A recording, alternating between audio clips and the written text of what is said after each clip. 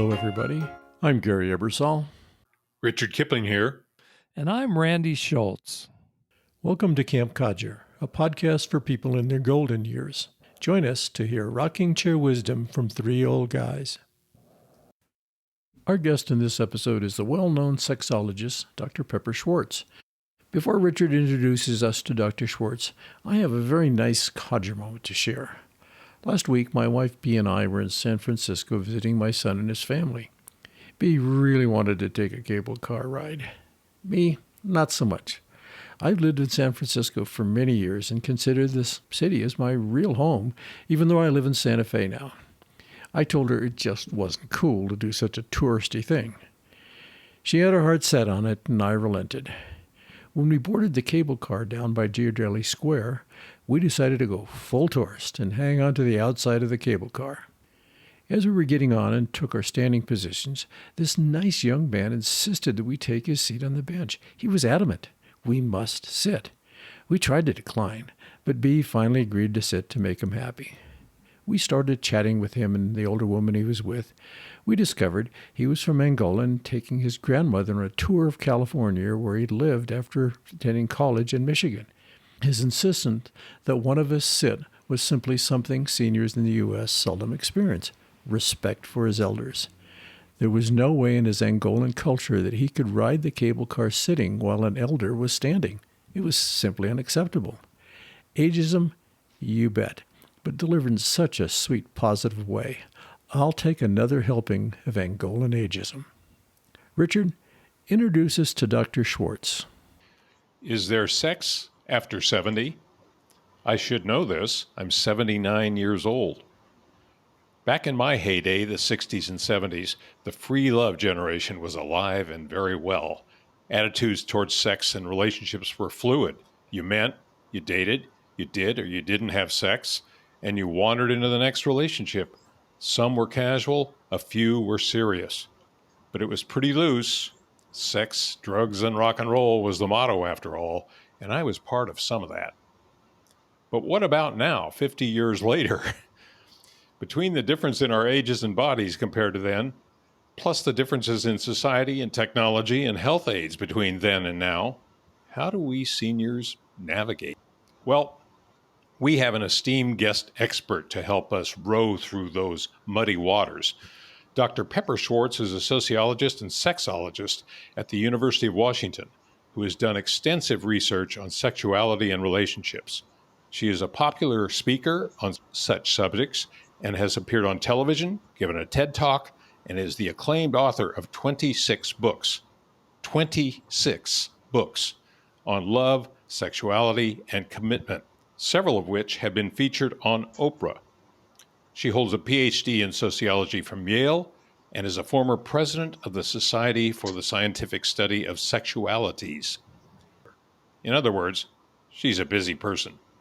She's chatting with us today from her home outside Seattle. Welcome, Pepper Schwartz, to Camp Codger. Thank you. I'm very happy to be here. Let me begin by asking you what led you to pursue this very special career. Oh, gosh. The long story is kind of funny. When I was 11, my mother gave me a little sex ed book, put it in the linen closet and said, you can read this when you're ready. And it wasn't the way it is now. I mean, it was all about sperm and egg and reproduction, but it was progressive. It had, things about sex is healthy and good, and masturbation is okay. It's not gonna, it's not terrible. And so I read that. And then one day, my friend Francie came running over sobbing in tears and told me that her mother had caught her touching herself, quote unquote, down there, and told her she was evil and going to hell. And I told her, Francie, no, you are not going to hell. You're going to the linen closet. And we're going to look at this book and read it. It's going to say you're okay. So she did. And it was very comforting to her. We were 11. We believed anything we read in the book was real. That's how young we were. I went to my mom and I said, Mom, we've saved Francie. We could save others. So my mother called up about 6 or 7 of my friends' mothers and said, we're going to be talking about sex education in our little Knotty Pine basement. And would you like to come? And people came and the girls came and we talked. I mean, I'm sure we talked a lot of things that weren't true, but we talked, which was unusual at that time. I'm 78, so I'm right in your generation. And I think what it did was it demythologized it for me. And I think if I was to look a little deeper, it was kind of fun to have information that people didn't have and wanted to know. It didn't affect my profession until I went to Yale. And at Yale, we were doing a book at the first year of women at Yale. It had been previously male at the undergraduate level. So I started writing pretty early. They had a sex course there for the first time since Kinsey had a course on college campuses. Because I was doing this book, I took a role as a discussion leader, and I was appalled at what I was reading. It was the best there was, but it was still lots of opinion and prejudice. And so I kind of switched from studying the family per se and started being interested in this. And my advisor at the department told me I was going to ruin a perfectly good career. I think that's the way you phrased it. But I didn't care, feminism, all that. I was off to the races. Let me ask you this. Our generation, the boomer generation, grew into adulthood, most of us, with a very different view of sex and intimacy than their parents had. How has that view, the boomer view, manifested itself as boomers grow into old age? Of course, when we talk about boomers, we talk about them in a unitary way, and it's not really true. Probably only about a fifth of boomers lived the life you described, that I lived as well, but not everybody did. If I were going to personify a whole generation, I'd say we kind of want to live forever, and we want to live young and vital forever. Sadly, we found that there's some limits to what we can do by sheer force of will. But that said, I don't think my mother worked out ever. I do think that we live a healthier lifestyle. We exercise. We watch what we eat. We wear jeans just like our kids and our grandkids do. And so you might expect that sex would be part of that. And to some extent it is. But if you look at the research, things do start to fall off in terms of frequency after age 70. We do pretty well in the 50s and 60s. We have a sex life that would be recognizable to us if we have a partner. Big difference between people who are single and have partners.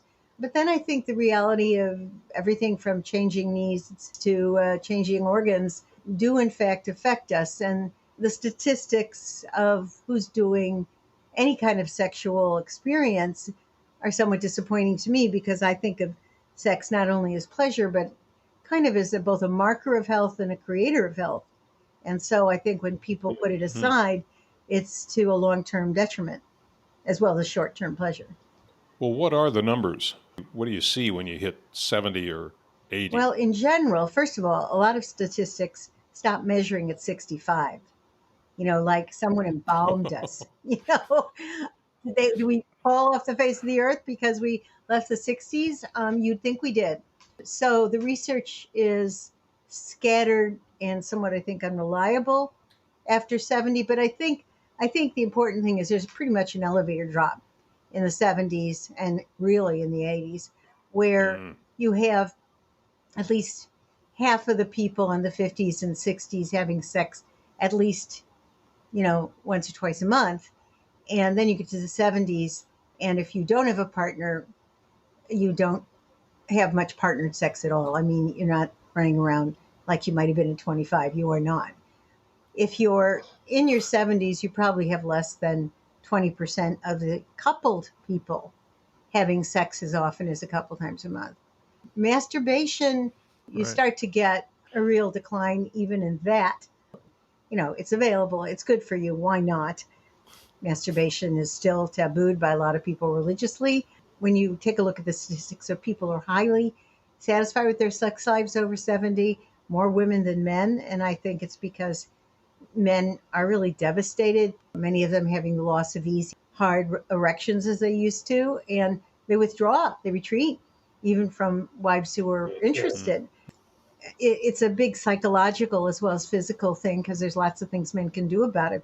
It gets very complex for men, and then you get women going like, I can take it or leave it. Most of the men don't feel that way. It's not as self-affirming a behavior as it was before. Probably a little bit of tension between our self-perceptions. We kind of joke at times that we find it hard to believe we're as old as we are. I'm thinking I'm 74. No. I think I'm 50. Right. And when I was 50, I thought I was more sexually active. And here we are. The reality is I'm 74 and feel like 74 sometimes, not all the time. Our perceptions of our sexual behavior and sexual being are different. Yeah, and I think they're very aligned with health. If you're, out there running or doing things that you used to do and still can do, I think our illusion of youth is still, protectable. But, Right. If you start to have some of the medical things that do start for unluckier people much earlier, what starts to happen is I think we boomers do want to stay young as much as we can, as long as we can. And then every now and then you start to get disconfirming evidence. And the question is, what do you do with that? How much do you fight to regain it? Or how much do you, deal with it and still hold on to all the other stuff that you can? I almost think that sex after 70 is a will and a discipline. Not that we can't feel sexy, but if you don't continue, it's like if I said I'm going to let my left arm go for 10 years, my left arm would, I forget to use it. I'd think, oh, it doesn't function. Or I wouldn't go and, exercise it. My left arm would simply wither, it wouldn't work. But we really do want that left arm. So if we have some problem, we'll work with it. We'll make sure that left arm works because we prize it. I mean, it's like getting tennis elbow. You could just say, oh, I'll give up tennis, or no, how do I fix my elbow? So I guess I turn into sort of an evangelist for, working to protect this part of ourselves, which in every way is part of our health program, and to not just say, okay, that's done. You kind of have to fight for it. We don't get a lot of messages in the media and in social settings that being a sexy senior is a good thing. Is that part of the problem? Definitely. I was so happy that The Bachelor now has this Golden Bachelor thing going on. He's 71, handsome man, and I was relieved to see that in the ads they put in some women, and some of the women are his age, some of them are somewhat younger, but there's no, 30, 40 years old in there, thank goodness, just because of the message, right? All these cultural messages that we get. But yeah, no, there's this idea somehow that if you're sexually alive in your 70s and 80s, it's either cute, which I hate, or it's lechery in some way. Yes. And Right. Yes. yeah, no, the culture would love to, bury us before we're gone. Again, have to fight back. Here's who I am. Here's what I do. Here's what I celebrate. It's a way of being. I mean, when you're with a woman or a man, depending on man, or woman, or whatever, people who are animated by their physical self, you can tell. People who are afraid of it, you can tell. And I think a lot of us are afraid of it because we've been told we're ridiculous. You have to fight against all these cultural messages that I think people are. I mean, one of the things I've seen a lot more is very late marriages, 70s and 80s. I think people Yes. are claiming their ability to love and love strongly throughout the life cycle. And it includes our sexual self, which doesn't necessarily mean intercourse, by the way. I mean, it may be obstructed by health concerns. It doesn't mean there can't be ways of giving each other an orgasm or being sexually alive. Things change and we can go where does our fun and pleasure lie to what we can do. I do think it needs discussion, and I'm really glad you brought it up because a lack of discussion doesn't help us in this area. We just retreat more. One of the things you'd mentioned that we don't associate an active sex life with being older. We're not allowed to talk about it because it seems so to many younger people not the right thing. There's something wrong about people that are sexually intense and active when they're older. Yeah, I mean it's a fight on so many platforms. Sex itself, age itself, our discomfort with age itself. I mean, we're not, particularly in America, we're not from a culture where we venerate age. We're not necessarily seen as wise. And I do think older people, if not wise, are certainly wiser than they were. And, do have a lot to offer the world in terms of life experience. And part of that is our sexual self as well. Right. I think you're right. Ageism itself is an issue. And this is the perfect generation to fight it. because we've had a very privileged passage through this world. We certainly have, and we certainly do. This is another area where we can change the meaning of things as we did, long ago. Where do people get information about sex in their 70s? Sex as an older adult. Are doctors a good source for sex information? When I was young, in the 70s, when I was a young professor, I had an adjunct in the medical school, and I would lecture all the medical students to talk about how to talk about sex and what to look for. There are very few medical schools that still do that. My friend and colleague, Eli Coleman, who started this, what's now called the Eli Coleman Institute for Gender and Sexuality at the University of Minnesota Medical School, has been on the forefront of trying to train doctors. They did, in fact, we funded a professorship. The Pepper Schwartz professorship is funded on sexuality and aging, and there will be a lot more coming out. They do have a clinic on sexual issues at the medical school there. I mean, I don't know how many places are really educating doctors, but I think sometimes we have to say, let's try and say, at least ask a question. Are you sexually active? Do you have any issues you'd like to talk over? If they're not comfortable, tell you who to go to. That said, not that many people, are in fact trained to talk about these things. If you go to Amazon or one of the online book places and you say sexuality and aging, there are books, there are things to read for both men and women and for both gay and straight and fluid types of people. There's actually quite a bit written now. But I think in terms of a person, what you have to do, and most people aren't brave enough to do this, is either find out if your hospital or medical plan has somebody who's in sexual medicine and go there, or at least, become an activist and say, if there's not, why isn't there? I mean, what's your referral program? It's in Seattle. I only know of one person who I refer to endlessly who does actually have a practice that was trained in sexual medicine. Sometimes the proctologist, the gynecologist, those people, will have studied up a little bit, but we're still kind of a prudish country. So I would say your best bet is two things. One is to go look for the right books. The other thing is ASECT, the American Association of Sexuality, and they can tell you in your state, who these kind of specialists or people who are at least comfortable with approaching these issues are. So ASEC is probably your best bet in terms of people who actually work on these issues person to person. Pepper, I'm just wondering, could you paint us a picture of a successful senior intimate relationship? What does that look like for us? Oh, I use mine.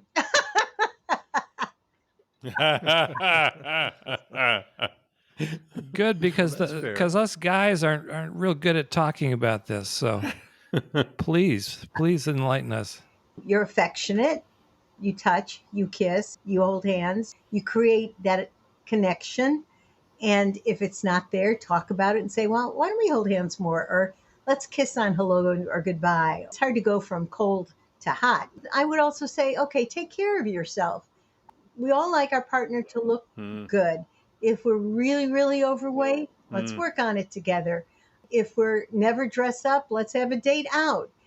We're creatures with eyes. We care about the other person's looks. And you can sometimes see somebody's just no longer trying to please the other one aesthetically. And you don't have to be an Adonis. You don't have to be a perfect weight.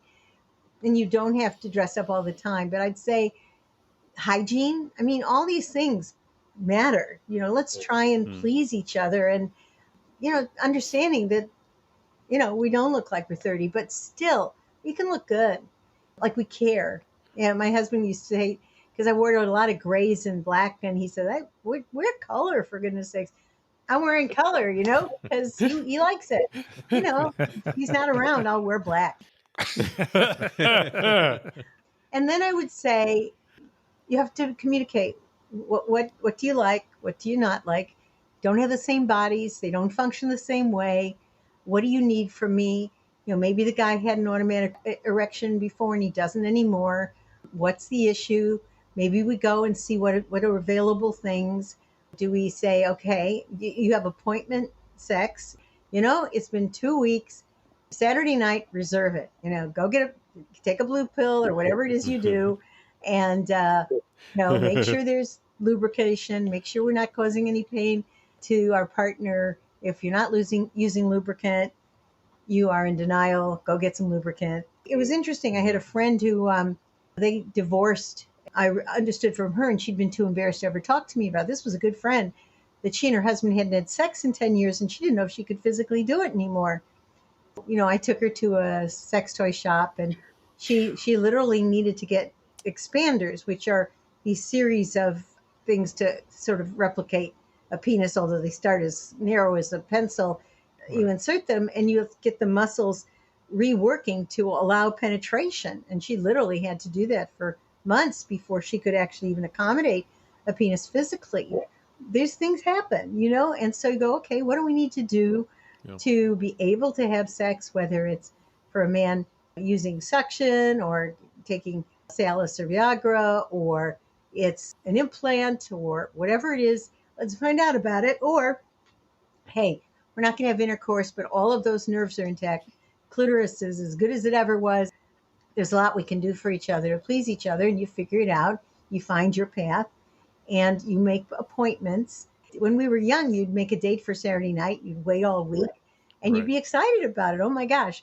Well, block out time before.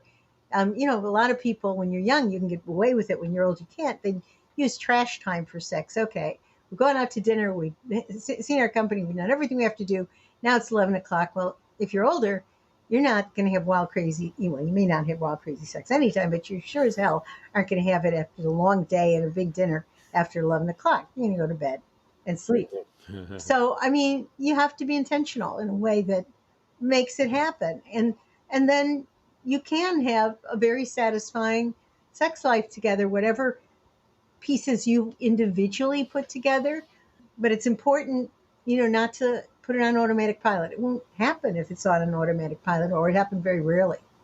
It's a good idea. Scheduling date nights. We think it's something that for younger people to do, but even as we're older, even if we have all this time on our hands, you really need to commit. Well, you do. It's interesting. I used to, before COVID, I'd have a big New Year's Eve party every New Year's, but mostly I did it to get my husband in a tux. Everybody had to dress up.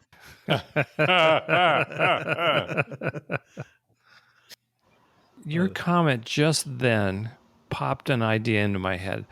How much of the sexual relationship is driven by the woman in a male-female partnership? Well, I think it interestingly does change. I think when men are younger, they're in charge. Maybe because we were in a more gendered world then as well, right? But I think what happens as people get older is a lot of times some women still wait for the guy to be the leader in that area. And if he's not, it all goes sideways. Sometimes it does lead to the woman who has to be sometimes a little motor in this engine that is really reversal of what it might have been when they were younger. So I'll tell you, the important thing is somebody has to be. It doesn't actually almost matter who it is, but someone has to be like caretaker of this area, or it just kind of slips away. There is still a tentativeness that we all experience, even as we get older. You'd think something as common as sex wouldn't make us feel that tentative, but I think there's still part of that in all relationships, and you got to overcome that, I guess. Well, first of all, there's a kind of tentativeness about sex anyhow these days. What's the right thing? What's the wrong thing? What's too aggressive? What's not aggressive enough? Without a care, lots of mistakes, and a lot of inappropriateness and some terrible things as well, but not this tentativeness that, oh my goodness. And so it probably creeps into relationships as well. And if you're single out there, oh my goodness, you really have to be very careful about how you approach it. But on the other hand, you can just say, as a single person, am I on the right track here? How are you feeling about this? I find you very attractive. Would you want to go back to my place for a drink or whatever? If you're there, What is it you want? How do you feel? Are you comfortable? I mean, we didn't do any of that stuff, but you have to do it now. You do. So for single You have people, to it's be more harder. You have explicit. to be very explicit. Honestly, the communication shouldn't spoil anything. Obviously, you're not sending someone a checklist, but you do have to be checking in. Is this good? Is this mutual? Am I proceeding in a direction that makes you comfortable or uncomfortable? That probably could have saved us some aggravation long ago as well. There's a quote by Lillian Hellman, the author, which I use in ways she didn't. And she said, people change and forget to tell each other.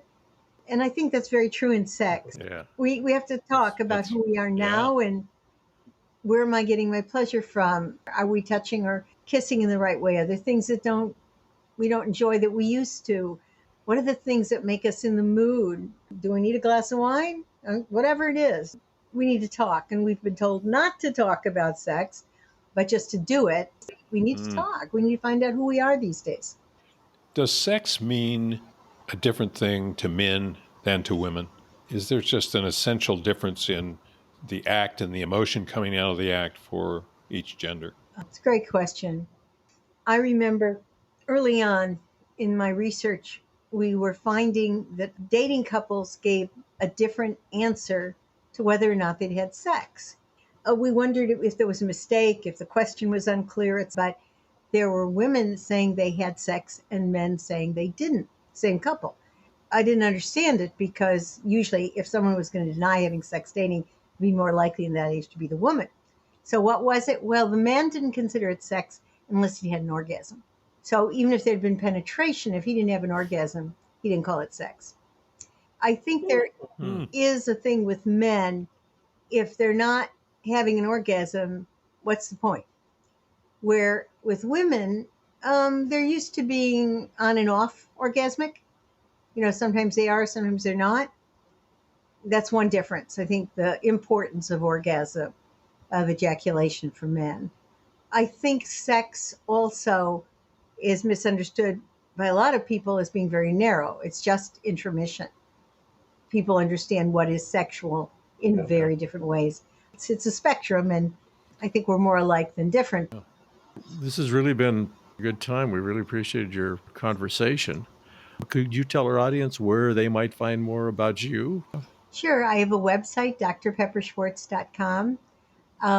If you go on Amazon, you can find a lot of my books.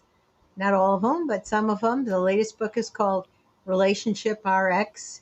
And I did that with Jessica Griffin, who is a psychologist and trauma expert. We used to be on Married at First Sight together. So we became good friends there. I'm still on Married at First Sight. So if you go to lifetime.com or marriedatfirstsight.com, you can find me in various clips and the whole programs. The program is going into its 18th season, which is shocking. Who knew? We do two seasons a year, so it's more like 10 years. But, something I thought, well, this will be fun for once has now become a major part of my life. We're filming in Chicago now. We'll be filming in Austin next, and Denver's just about to go on air. Relationship RX, that we take a look at 3 different levels of problems, what I would call easily fixed problems. We call them vitamin answers. Important things that we still feel people could fix, we call them medicine issues. And then we have the CPR level where we really think you need to go and see a professional. We put it that way because sometimes people think a vitamin level issue is a CPR level, and sometimes people think a CPR level is a vitamin level issue. So we look at a lot of things to see if we can get people to the right answer and some suggestions for issues they may have. But not just sex, but relationship. Can you give us the title again? Relationship RX. Relationship RX. And it's by Jessica Griffin and Pepper Schwartz. Pepper, thank you again. And listeners, we certainly hope that you'll let us know your thoughts on sex and seniors by zapping us a comment. Thanks for listening. Join us next week for another episode of Camp Codger. If you enjoyed this episode, subscribe to Camp Codger in your favorite podcast app or sign up on our website. As always, we would love to hear from you. Drop us an email at campcodger@gmail.com, post a comment at www.campcodger.com, or leave a voicemail at 505 216 6171.